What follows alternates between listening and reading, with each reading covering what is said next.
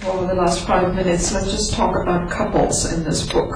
This is a major seminar that focuses on the depiction of the city of London in Victorian and Edwardian literature.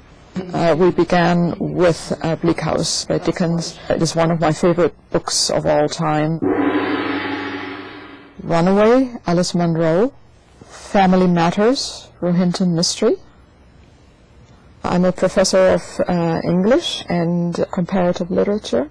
My office is in the Buchanan Tower on the 3rd floor.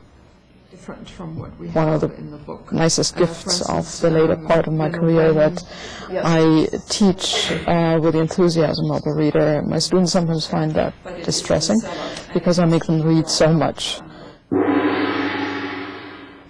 A Time of Gifts, Patrick Leigh Fermor. Magic Mountain, Thomas Mann. I've always been interested in what happens when you take one language or one culture to another place. And I wanted to know what Canadians thought about Europe and what Europe thought about them.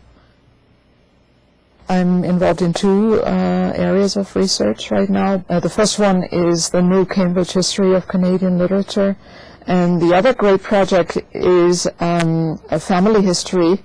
McIlwraith was their name, and they still are going strong now. It's a middle-class family with really extraordinary gifts, because these were people who moved with ease and who took things of their background culture with them and then made it interact with the new place they had come to.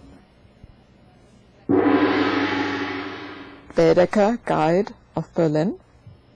30 years ago, I found it difficult, in fact, to teach Canadian literature because its range was so limited. There were too many novels there about depressed farmers and ministers. I always used to say, though never in the presence of my students, that there were too many men who seemed to love their horses more than their wives. And I'm so grateful that we've survived the period when it was uncool to talk about character.